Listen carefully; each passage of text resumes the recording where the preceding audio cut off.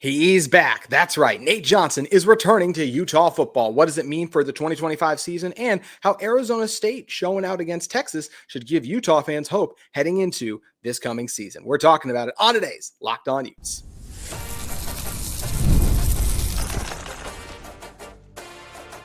You are Locked On Utes, your daily podcast on the Utah Utes. Part of the Locked On Podcast Network, your team every day. Hello, everyone, and thank you for making Locked On Utes your first listen every single day. We are part of the Locked On Podcast Network, available wherever you get your podcasts, as well as on YouTube. If this is your first time tuning in, make sure you do like and subscribe. Love interacting with all of you in the YouTube comments, as well as on social media. We can follow our show at Locked On Utes on X. My name is JT Wistersill, former intern inside the University of Utah Athletic Department. On today's show, talking about Nate Johnson, talking about some hope to Utah's playoff chances in 2025 when we look back on what Arizona State just did and the disappointing outing for Utah men's basketball. But real quick, want to start with something that's been really discussed a lot this week. I had Alex Markham on my show earlier this week, and the reactions to the episode were obviously polarizing. I just want to say this: the amount of people, I think what's frustrating me the most than anything is the amount of people that have called into question Alex's credibility. I did not hear anyone saying anything about Alex as a credible source when I had him on my show on December 9th, and he was talking all about what led Kyle Whittingham to return to Utah football, some of the frustrations that Morgan Scalley and some other things that were going on at Utah there, and also the rest of the episode when Alex is clearly talking about what's going on behind the scenes. The amount of people I've seen in comments as well as on social media who seem to believe that Alex is just made up what he said about BYU. That's what I don't like. I'm not saying you have to agree with it, because just like any report, any take I give, anything, you don't have to agree with it. But the amount of people are acting like Alex just made this up. Alex obviously has sources. In the entire episode, he was just talking about the things he was hearing behind the scenes. So that's why in that exact clip that was narrowed down, he probably didn't say, hey, sources said to me this, because the entire episode, if he did that every time, my show would have been another 20 minutes longer, because every single thing he basically was saying was about what's going on behind the scenes. So I did not like the pushback that everyone was saying, hey, Alex is not a credible source. And this is a guy, he was the first one to bring up Jason Beck as an offensive coordinator option. Alex Markham, Utah Rivals. And the Rivals organization is very well known. And Markham, Devin Dampier commits. Alex had a story out, in the first 2 minutes, and the story was clearly written, and he said he spoke with Devin Dampier the night before. So once again, we're going to act like he's not connected, not hearing things. That's where I feel like people just didn't like what he said, and they're reacting to it. And look, and we are in college football in 2024. There are a lot of things going on right now. I mean, we have Florida State players that are suing the school for men's basketball or NIL disputes. We had a UNLV football player who left the team. So when Alex comes on my show and makes a report, I'm surprised to see everyone just jumping in like, who is this guy? This is an incredible source. Like, no one was saying that when he was on a few weeks ago. And if you follow his track record and his work overall, I think you see a lot of his reporting and what he's done has ended up coming to fruition. So I just wanted to defend Alex there because I did not like the reactions, and I'm sure this will get another reaction, and you know what? That's fine, and I'm not going to talk about it again because we're moving on to other stories now. Talking about Nate Johnson, which is what I want to do moving forward in this episode. This is big for Utah. I mean, talk about how crazy things can change in the portal. We talked just earlier this week on this show about how the grass is not always greener with the transfer portal. And what ends up happening, Nate Johnson goes into the portal, and things didn't work out at Vanderbilt. He was a backup quarterback, and he ends up deciding to come back to Utah. That's a big win for Utah, in my opinion, because what is Nate Johnson? I still think he has a chance to be a really good backup quarterback. Vanderbilt was a bowl team. He was the backup quarterback on a bowl team. He was also the backup quarterback on a bowl team of Utah a couple years ago. And when we're talking about like what Nate Johnson has been and done throughout his college career, he has flashed moments of incredibly impressive play, which I think is exactly what you want in a backup quarterback. Now, I also should say, from the reports I've seen, he might be I think it's with wide receiver more than running back. We'll see what position Nate ends up being. But even if he's coming on to be a backup quarterback, I do think that it's realistic he could be the number 2 option behind Devin Dampier, and it can absolutely win Utah's games when you look at his skill set. I mean, I still go back to his freshman year where he played in 4 games at Utah, had 1 completion for 16 yards. It was a touchdown, and 5 rushes for 51 yards and 2 touchdowns. When Nate Johnson would just run, he was at different speed than everyone else. And you're like, okay, that guy is different. I want to see him on the field more. Well, we got a chance to, obviously, in Utah's following season, after his freshman year in 22, we saw him on the field a lot in 23, and he made exceptional plays, right? You look at his game against Florida, where he had 6 carries for 45 yards and a touchdown. He had 3 rushing touchdowns in Utah's first 3 games of the season, added another one late against Arizona State, where he had a 59-yard score late against the Sun Devils in that season. He had some struggles too, right? Like against UCLA and against Oregon State, he did not play very well. But then you look at his game against Baylor, he won Utah that game he came in late that last drive, and overall in that Baylor game, 6 of 7 for 82 yards. He's a really impressive athlete who I do still think has potential as a quarterback in the right system. Now, last year, if you're like, okay, what did he do at Vanderbilt last year? Well, he didn't get a lot of opportunity overall. He completed one of his 3 passes for 12 yards, but he was still used as a runner. Had 11 carries for 114 yards overall. So Nate Johnson is incredibly athletic. We know that. This is a former 4-star recruit. This is a guy who still has a lot of potential, and as a runner has lived up to the hype. Can he be Utah's backup quarterback? I absolutely believe he can. What do I want in a backup quarterback? I think realistic expectations for a backup quarterback. I think in the past at Utah, like when Cam Rising's gotten hurt, we've expected the backup quarterback. And I don't know if this was the expectation necessarily last year, because obviously I was a disappointment with Isaac Wilson, and excited that Isaac is back too. And now him and Nate and some of the other guys in this quarterback room, we've got the transfer from Oklahoma too, right? Those guys can push each other and make each other better. What I'm excited about with Johnson coming back is this is a guy who's had game experience. He's familiar with how Utah does things, so he knows the culture. And what did we just talk about with Nate Johnson? The flashes have been really good. So if Devin Dampier gets hurt, misses a game, similar to what Bryson Barnes was doing for Utah the 2 years when Cam Rising got hurt and went down. He put Utah in positions to win games, and he was not the reason Utah was winning games, but he was helping them to still win games. He was part of the key cog in the machine to help Utah win games. Nate Johnson can absolutely be that to me at the quarterback, or if he's going to develop into an elite wide receiver, which I think he has the natural athleticism to be able to do it. So I'm excited to see what Nate Johnson can do now that he's back at Utah. What also just really excites me is the fact that, hey, when Nate left, I mean, there were things that were, so I remember he went on a radio interview and he said he didn't love the way he was used in the offense. And obviously the offensive staff is gone now, but the fact that he was able to come back together with Kyle Whittingham, and once again, yes, offensive staff is mostly different, but you got guys like Jim Harding who are still holdover. Like the fact that they were able to overcome whatever differences there used to be, and Jason Beck obviously coming over, pitched Nate Johnson on how he was going to use him, and he was obviously encouraged by that. That gets me excited.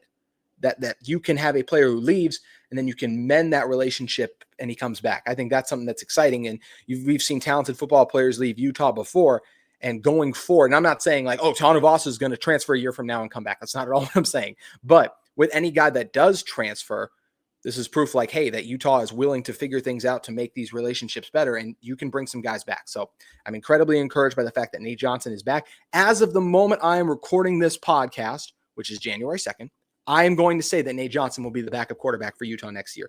Or the Oklahoma quarterback, work I've done on him a little bit, looks like he's got potential.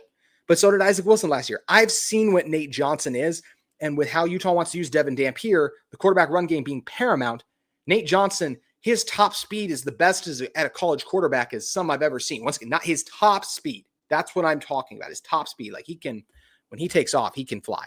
And I am excited to see him fly once again in Salt Lake City. Really excited to have Nate Johnson back, and looking forward to see how he's going to contribute with Utah football in 2025. Speaking of 2025, as we are in the new year, we have some college football playoff games going on. And the representative from the Big 12 did some things against an SEC team. What? The Texas Longhorns. Of course, a former Big 12 team, but that's not how it's supposed to work, right? Big 12 isn't supposed to compete with the SEC. That's what they want us to think in a lot of ways, or at least the national media, certain members seem to. But guess what? Arizona State just proved them wrong. And even though they lost the game, had several chances to win it. And I'm encouraged by Arizona State's performance. And I believe it should even give you guys reasons about why you should join me on the optimistic train and be excited about Utah football entering 2025. I'm going to tell you exactly why that is in one moment.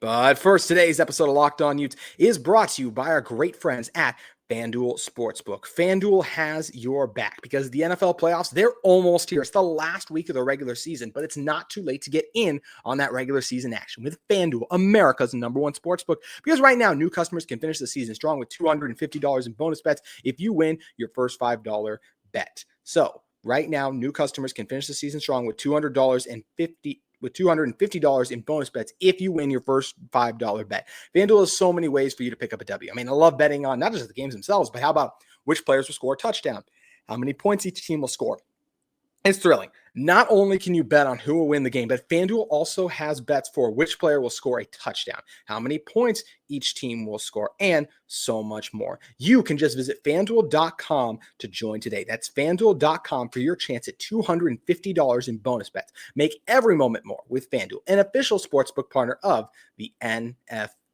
Great weekend of playoff action. Got the doubleheader on Saturday with all the AFC North teams involved and the great games on Sunday too. I got my eyes on my Vikings and Lions matchup. I think the Vikings are going to take it, but however you guys are feeling, head over to FanDuel Sportsbook. College football playoffs going on, NBA, NHL, and even now college basketball too. FanDuel is the place to be today.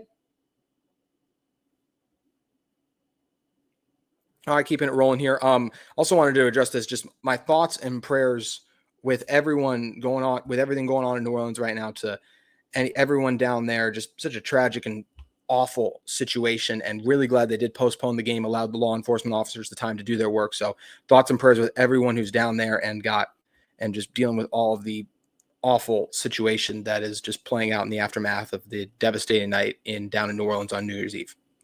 Getting back to the playoff now. So one thing I wanted to touch on also was how I feel like with the college football playoff, there was this massive negative surge, basically, of these other teams shouldn't be in. They don't belong. Every SEC team, literally, like, they wanted every SEC team, and a lot of people did.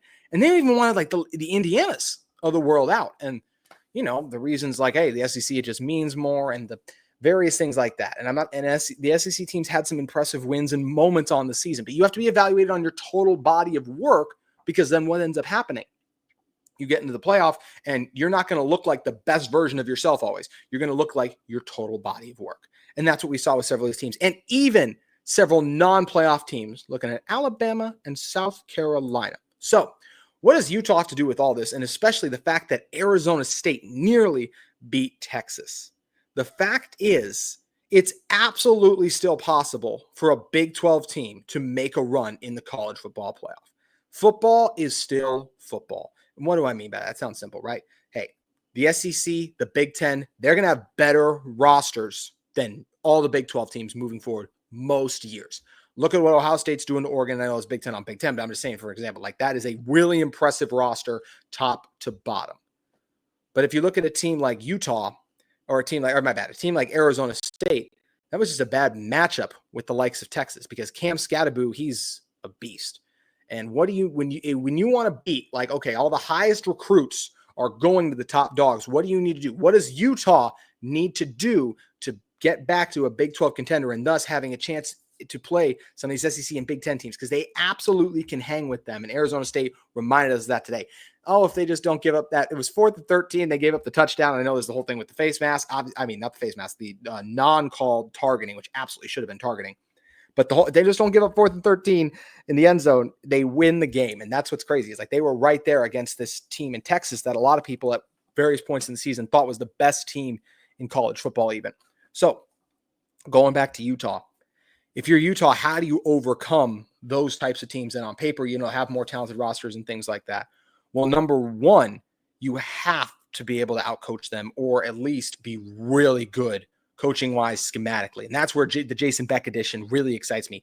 Andy Ludwig had a run where he was really good and clicking with Cam Rising, but after Cam Rising left and the quarterback development stuff, it obviously wasn't there. You need an innovative offensive mind, and I think Jason Beck can be that for Utah in the ways like I'm not saying he's going to be Kenny Dillingham. That's one of the best coaches in college football right now, but I'm saying Kenny Dillingham does some innovative things that you challenge a team that has these top elite players. Also, there is a difference between 5-star talent, 4-star talent, 3-star talent. So the 5 and the 4-star talent is going to win out most of the time, but not every time. And that's important, because Arizona State was a team that was picked to finish dead last in the Big 12. They're not supposed to be able to play with the team that won the Big 12 last year, with the team that in Texas gets all this money and is well supported and has this awesome roster. I mean, Texas has a receiver, and Isaiah Bond, he left Alabama to come to Texas because an NIL deal was better. So that's the world of college football we live in. But Arizona State was able to play because they also did what? They recruited and developed well, which is a huge part of all of this still. And that's because what did Utah do when they beat the USCs and Oregons, who were recruiting better than them? They developed. And that is the name and the key of the game for Utah. You're even going to develop guys, and then they're not going to be on your roster sometimes. So Keanu Tanavasa, that happens to, but you can convince some of your top players to stay. We've heard several reports that Smith Snowden and Lander Barton were nearly lured into the portal, and they stayed. You got guys like Spencer Fano and Caleb Lomu, who committed to stay. They were big. Cameron Calhoun, Tanuvasa, tough losses. But Utah had guys like that where they were able to develop a Tanuvasa. Calhoun, they were able to land in the portal after he didn't do anything at Michigan, and then he blows up and has a big year. So Utah can still acquire some talent through the portal that they can have a big year with Utah, and then maybe they're looking to go somewhere else. But for that year, those guys could contribute and help Utah make a run. Another thing that we're going to see more and more in the playoff, I haven't seen it really in the 12 team yet because I don't think the quarterback play across college football this year is as high as it's been in years past. I think Cam Ward and Shedeur Sanders, really good players. Drew Aller with what he's done too. I think Will Howard, much too maligned, and I like Dylan Gabriel overall, even though the Ducks just had an abysmal day, obviously, in Pasadena. But I think college quarterback QB play is a little down, hence why there's really only two quarterbacks that are going to get drafted, at least in the top 10 picks right now, and Ward and Sanders. And even if those guys were in some of the drafts of year past, maybe they'd still be top 5 picks, but I don't, like last year, I don't think they're beating out of Caleb Williams of the world, or I don't think they're Jaden Daniels for reference there. So you also have to have a dynamic quarterback. Like Sam Levitt is dynamic. He's capable of making plays. And I think Devin Dampier is capable of being phenomenal. I think he has a chance to be better than Levitt was this year. Some of you may think that's crazy. Let's look at what Sam Levitt did before he got to Arizona State and took off with the Sun Devils. So when he was at Michigan State, he played in 4 games, 15 for 23, 139 yards, 2 touchdowns, 2 interceptions, and had 67 yards rushing. Does that sound like a guy who's going to take a team from worst to first in the Big 12? No, but in large part because of Sam Levitt's play, they were able to get there. Yes, Cam Scadaboo was clearly their best player, and I get back to Scadaboo. Like, that's an under-the-radar guy. Another way you can compete with the best teams in college football is find the under-recruited, underrated guys. Cooper Kupp went to Eastern Washington. Shout out Big Sky. And there's been several other examples, and was undrafted in the NFL. Like, there's been several examples of these guys who go to smaller schools. They just slip through the recruiting cracks. I mean, Adam Thielen went to Mankato State, right? Like, that, no one heard of him, and then he's going to be a Minnesota Viking Hall of Famer in the future. You need to find, hit on, and develop those guys. Utah's done a good job of that in the past, right? Cole Bishops, Sione Vakis. I'm not saying they were like no star guys, but they were just guys that they landed, and then obviously outperform their recruiting projection as they're both now contributing on NFL teams. So Arizona State just reminded us by going in. And the other thing too that's so nice is if you're Utah, if you're any Big 12 team or any just college football team, like you need to have a really good regular season and get one of those top 4 seeds, or at least just try and put yourself in a position where you do not have to go to someone's house in the first round. It is so hard to win on the road in college football. It's going to be rare, I think, that in the 12-team format or just in any of these team formats, maybe if they expand more, it'll become more common. I would be surprised if we have multiple teams win on the road in the first round of the college football playoff. One upset? Absolutely, sure. But when you give these college teams who, there's a lot of distractions in college. What are you taking away? A lot of those distractions. Classes are taken away. Then because classes are taken away, there's not as many students on campus. And what else is there? It's not like week to week where, we got them while they're tired. They're coming off a bye under the current format right now too, which of course may change. But all those things considered, it's really hard to win on the road in the first round. So if you can get those top 4 seeds, or at least when they shake up the format, and let's say they give the top 8 teams, maybe even more, maybe even less than that, a bye, be in that top group so that you get a bye and can just go to a neutral site. Because on a neutral site, anything can happen. And we saw that today. And I'm so glad that Arizona State got the opportunity to show that they belong. This was a team that was playing really well the second half of the season. And I mean, still was good early on, as they only ended up losing 2 regular season games. So like they have a loss to Cincinnati and a loss to Texas Tech. Did the team that lost to Cincinnati and Texas Tech play against Texas? No, they did, because that was a completely different looking team than the team at that time too. So I'm really excited about Utah football, because Utah football might be picked. I don't think they'll be picked towards the bottom of the Big 12, but I don't know if they'll be in the top 10 right now. I think they will be somewhere between 8 to like 12, but I'll go high, 8 to 10. I'll guesstimate, but they're not going to be in the top 5 next year, I think, for off the disappointing year they had. But Arizona State just reminded us that you can go from being picked when preseason, when the experts, and look, I didn't think Arizona State was going to do it at all this year either, right? So, I mean, credit to the Sun Devils for what they were able to do. But like, that's what you can do, is you can be picked to finish worst. And then this is football. You still have to go out there and prove it, and then prove you're better, and then nearly take down a program like the Texas Longhorns. Football is still football. There is a difference between the 5-star talent, the 4-star talent, and the 3-star talent overall. More times than not, the higher recruited players are going to beat you. But bad matchups, and also any given Saturday plays a massive role in all of this. I am glad that this weekend reminded us why we take the totality of a body of work of a season into effect, so we don't just give South Carolina and Alabama the benefit of the doubt when they've given us bad performances and had multiple losses that should keep them out of the playoff, and rewarding the teams that performed better. The lessons from this playoff are it's hard to win in the first round, and you can still compete, and anyone can beat any. Even Boise State, they battled with Penn State as a group of 5 team. Utah's not that far off. They have some teams and some players and they have pieces and players that are ready to win college football games right now. They need to get the rest of the roster up to that level, but Utah's not as far off as a lot of people may think. And if Richie Bradshaw of Locked On Sun Devils said that exact same thing a year ago, everyone would laugh at him and called it was wrong, and he would have been exactly right. So that's me shooting my shot and just saying, hey, Utah's got a chance next season to have a major bounce back, and I'm excited to see it. Thank you, Arizona State, for giving us all little guys in the Big 12 some hope, and I am feeling excited about that. One thing I'm not excited about, Utah men's basketball gearing up for Big 12 play.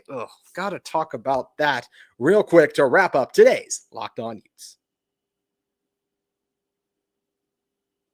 But first, today's episode of Locked On Utes is brought to you by Game Time. Game Time has your back. Attending the new 12-team college football playoff game is an incredible experience that brings fans together like never before. I remember the excitement of past playoff games and can't wait to make new memories with the updated format and extra teams involved. And Game Time is here because Game Time has a new feature called Game Picks that makes getting tickets for events even easier. It filters out the fluff to show you only incredible deals on great seats, so you don't have to waste time searching through thousands of tickets. Recently, I used Game Picks to find tickets for an upcoming game. Browsing through the deals was a breeze, and I found great value on all kinds of seats around the venue. The Super Deal in particular stood out. I mean, it's the best value for the event. I love that I could see the seat view before buying, and the app shows the total cost upfront with no surprise fees at checkout. Plus, the on-time ticket delivery and the lowest price guarantee gave me complete peace of mind. You can take the guesswork out of buying tickets with Game Time. You can download the Game Time app, create an account, and use code LOCKEDONCollege, all caps, no spaces, for $20 off your first purchase. Terms apply. Again, create an account and redeem code LOCKEDONCOLLEGE for $20 off. Download Game Time today. Last minute tickets, lowest price guaranteed with Game Time. All right, wrapping up today's Locked On News. Oh, really quick, I was just going to bring this up to further just talk about the Arizona State thing versus Utah. Utah with a banged up Cam Rising, and banged up's putting it lightly. I mean, he was ridiculously hurt and just trying to tough it out, right? Lost 27-19 at Arizona State. And then Arizona State goes on to nearly beat Texas in overtime, 39-31. Utah's not that far off from bouncing back. Just saying. One thing that is far off right now is Utah men's basketball. They are not going to be contending in the Big 12 conference anytime soon. And what was our first reminder of that? Well, Utah had to play Baylor in basketball, and unfortunately it has not gone like Utah playing Baylor in football the last couple of years. The Bears absolutely just blitzed, bruised, and beat down on the Utes. It was 37-17 at the half, and the game ended 81-56 in favor of the Bears. Baylor had the game's 4 highest scoring players. Yes, you heard that correctly. All 4 were members of the Baylor Bears. So, yeah, I mean, it's a really tough look for Craig Smith's team. You're 8-4, but you've beaten no one. You just lost to Iowa. Now you lost to Baylor. So you haven't beaten a P4 team yet on just a team that's like equal competition or level footing to you, really. So that's really disappointing for what Utah has done so far. The team, I mean, guys like Miro Little, right? We were excited to see and hopeful that he would have a big-time performance against maybe his old team. That didn't come to fruition. He didn't score. Far from the only one, though, who struggled in this game. The front court of Ezra Asar, Lawson Lovering, combining for 6 points. Asar was 1 for 8. Then Gabe Madsen, I mean, that's his team's best player, right? 1 for 7 for 3 points. Keanu Dawes only had 7. I mean, Utah just couldn't get it going. I mean, 21 for 66, so 31% from the field. Baylor was 40% from the field, but how about 16 of 18 at the line? Utah was 7 for 13. I don't know what's more concerning, the fact that they more than double you up at the free throw line, or the fact that you only shoot 53%. That's really concerning. And obviously 17 points and a half. It can't happen. So an 0-1 start for Utah in conference action. Got a quick turnaround against Texas Tech. They'll play them coming up on the 4th this Saturday. Then you got to take on an Iowa State team. It's currently the 3rd-ranked team in the country. Get a little bit of a break in Oklahoma State, TCU. It's not fantastic. BYU, we know the Cougars are going to be a challenge on the hardwood for years to come. Yeah, I mean, you just scroll through Utah's schedule. Iowa State, 3rd ranked team. Houston, 14th ranked. Baylor only going to continue to climb. Cincinnati's a top 20 college basketball team. How about Kansas? We get Kansas at home, but I'm not feeling great about that. And BYU again. This could be a long year for Utah men's basketball, and it's a big season for Craig Smith.